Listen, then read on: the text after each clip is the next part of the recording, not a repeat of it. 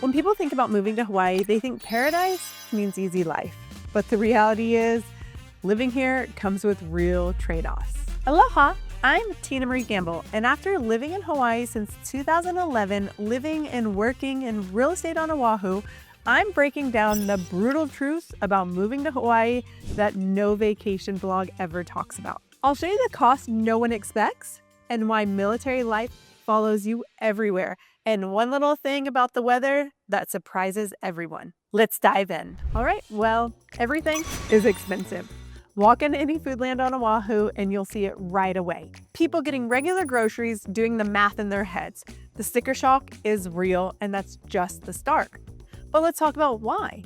Hawaii imports most of its food, around 85 to 90%. So all of it adds up fast. The biggest shocker that I see is that lines are like $1 here, whereas when I go to the mainland, they're about 10 cents. A typical household drops anywhere from $1,500 to $1,800 a month on groceries. That's significantly higher than what most people are used to on the mainland, and groceries are only part of it. Electricity is another big one.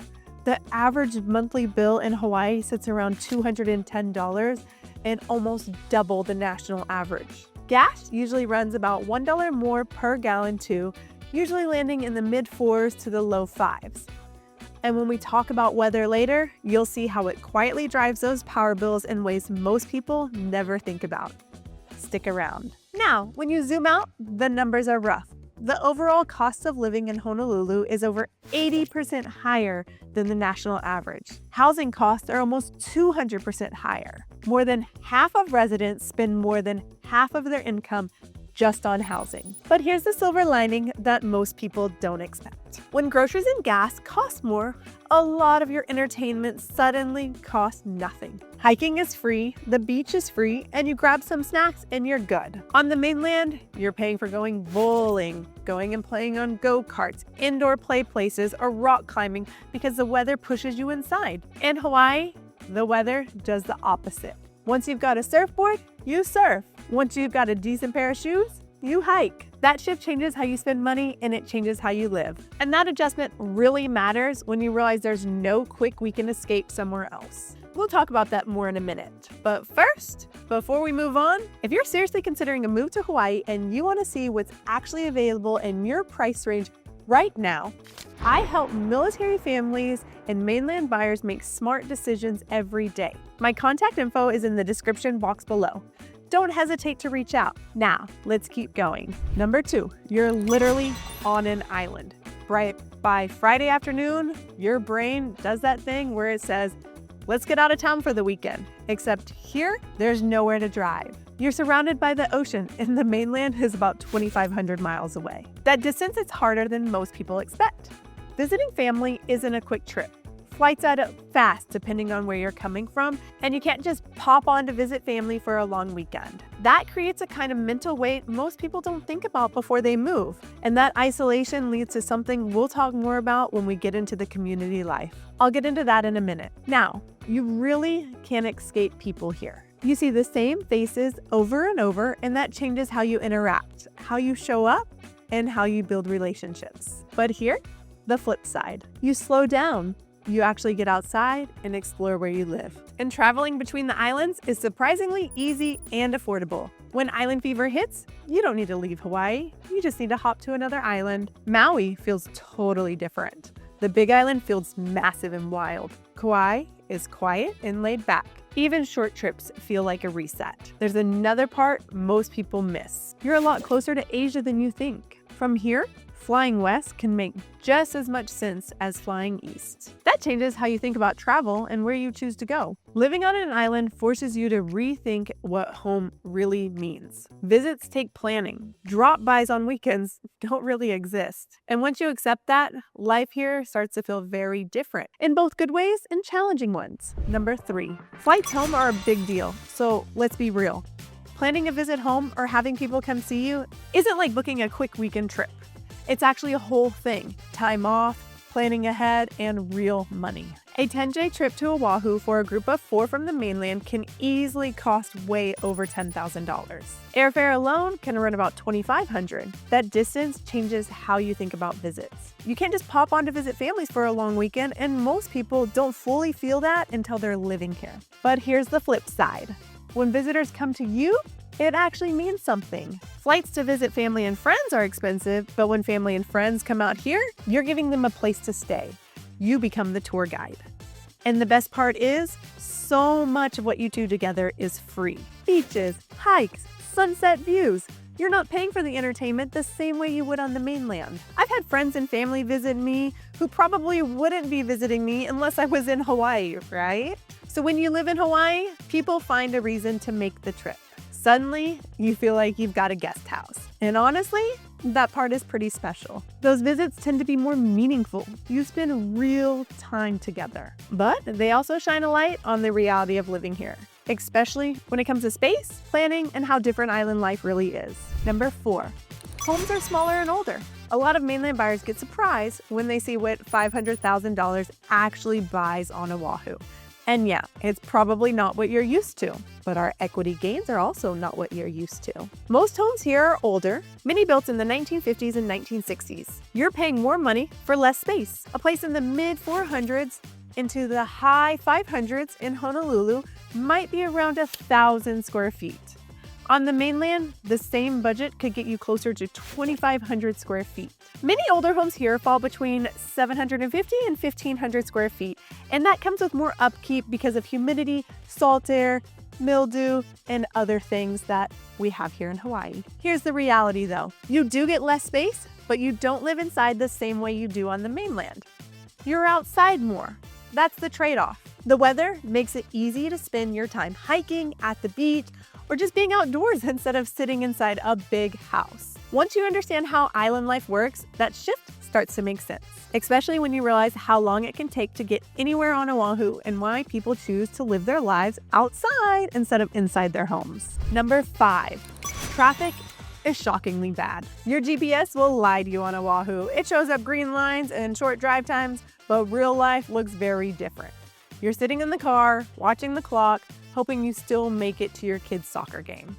Out here, distance doesn't equal time. A 12-mile drive can easily take 45 to 60 minutes during rush hour. That's especially true if you're coming from places like Ewa Beach, Kapolei, or Mililani and headed towards Pearl Harbor or downtown Honolulu. Morning traffic usually runs from about 6 to 8:30 a.m. Afternoon traffic kicks in around 3 and lasts until about 6:30. The H1 and H201 back up almost every day. Where you live makes a big difference. If you live on base, work is always right there.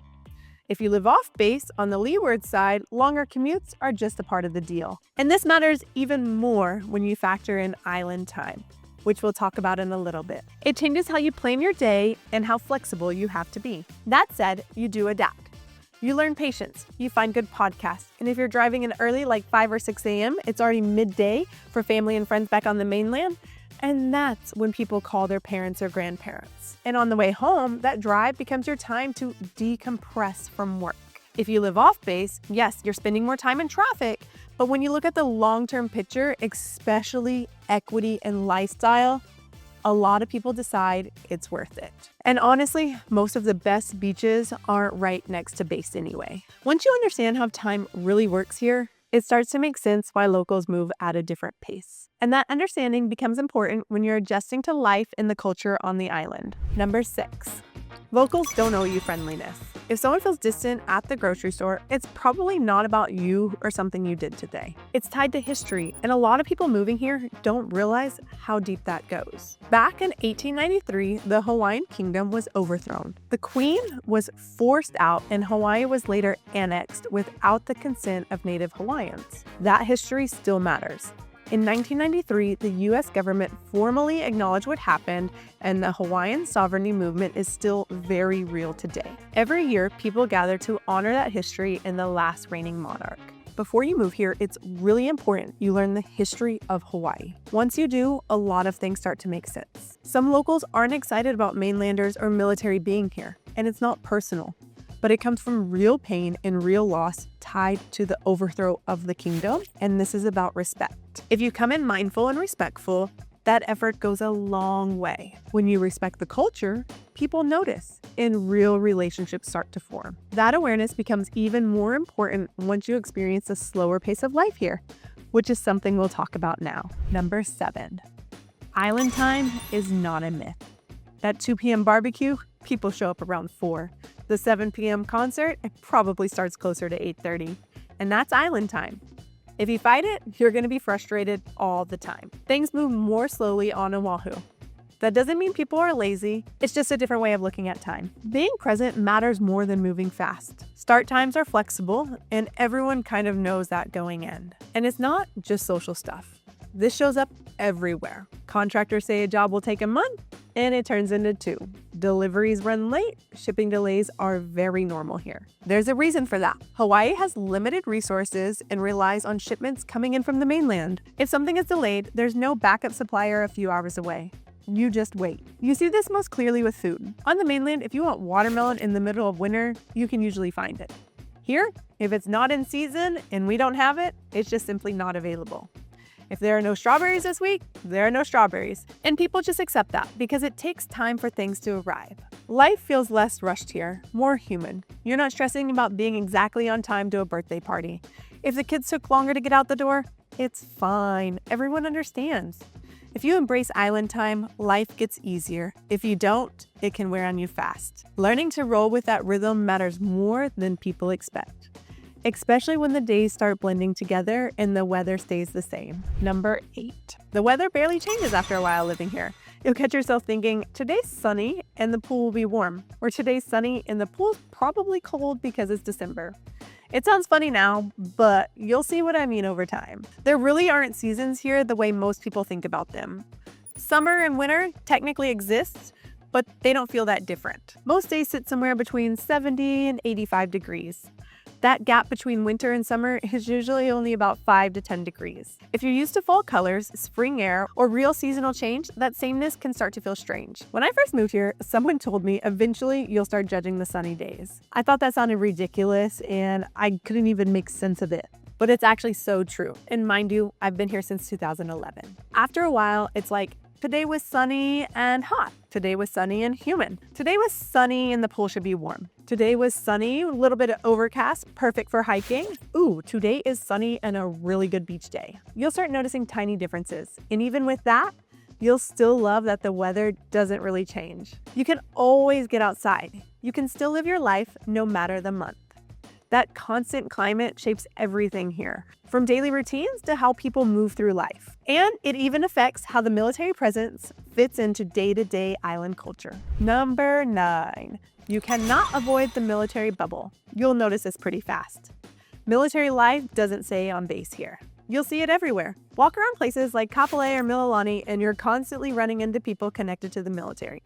On an island, there's no way for it to overlap with daily life. Oahu has a huge military presence. Thousands of active duty service members live and work here, and every year, many military families end up buying homes off base with their 100% financed VA loans. And that's just the buyers. That doesn't even count for everyone renting or living on base. So yeah, you're going to feel it. You'll see the same faces at the grocery store, at school events, and at the beach. It's a small island, and the circles overlap fast. But there's another side to it too. There's a strong sense of community. And what I mean by that is a lot of people here don't have extended family, so everyone leans into each other's.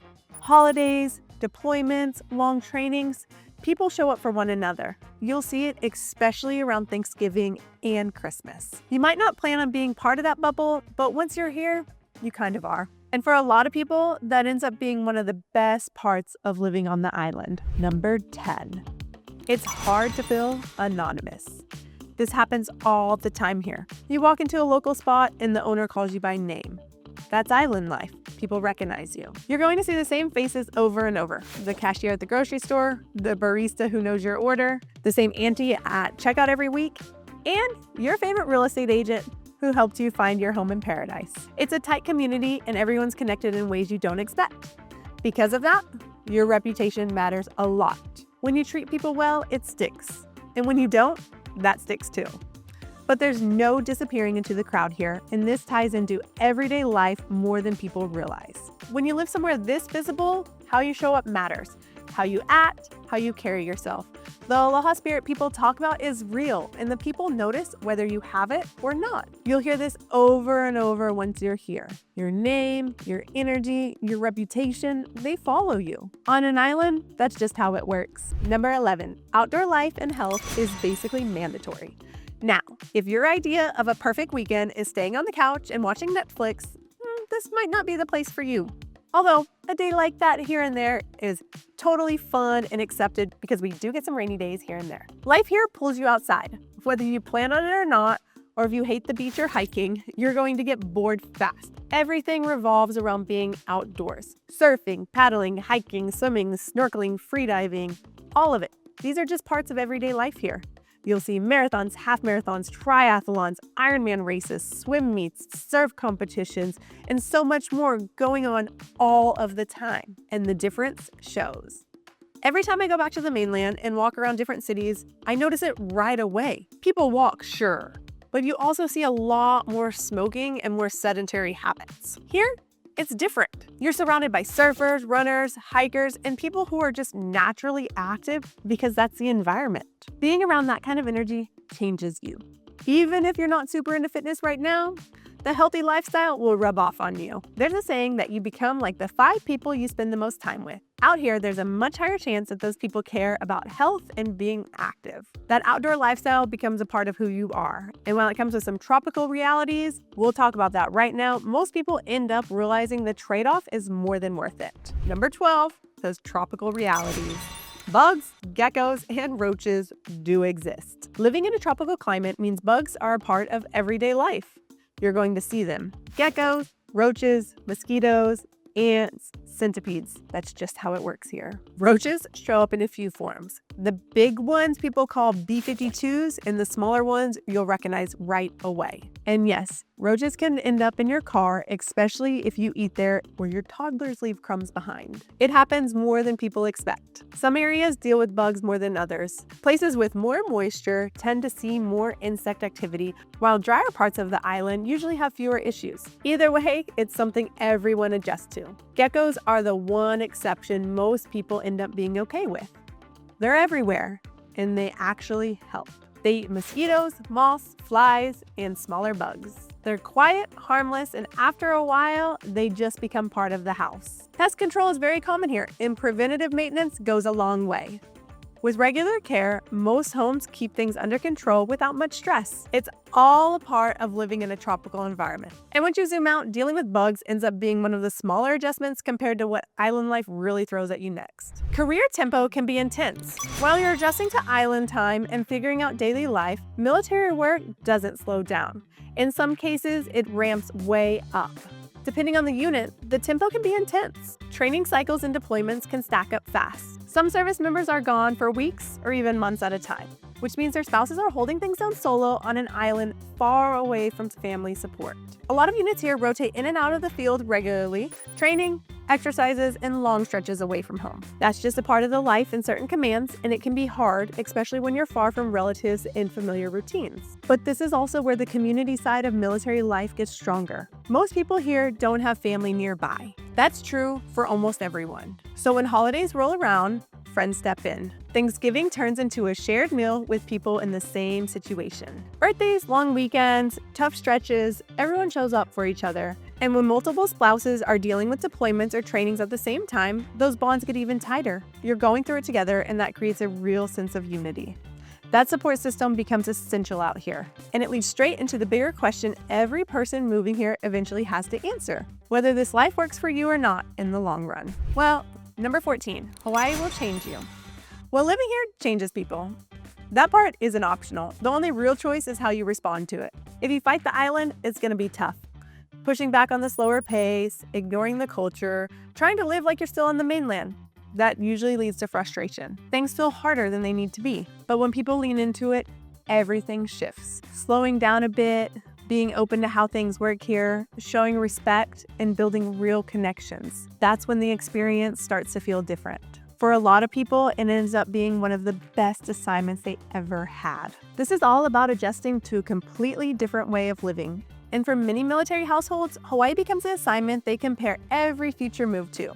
Once you lived here, it changes how you see everything else. Hawaii will either reshape your lifestyle or push you out of your comfort zone. There's not much middle ground here, and the island always sets the tone. If you're thinking about making this move and want honest guidance based on your situation, send me an email at team@epichawaiihomes.com. I'll walk you through what to expect and what to plan for and how to avoid the mistakes I see people make all the time. And before you go, check out the video I've linked on the real pros and cons of PCSing to Hawaii in 2026. It's a solid roadmap that can save you money, time, and a lot of stress. And if this was helpful, go ahead and hit subscribe for more Hawaii tips. I'll see you in the next video. Aloha!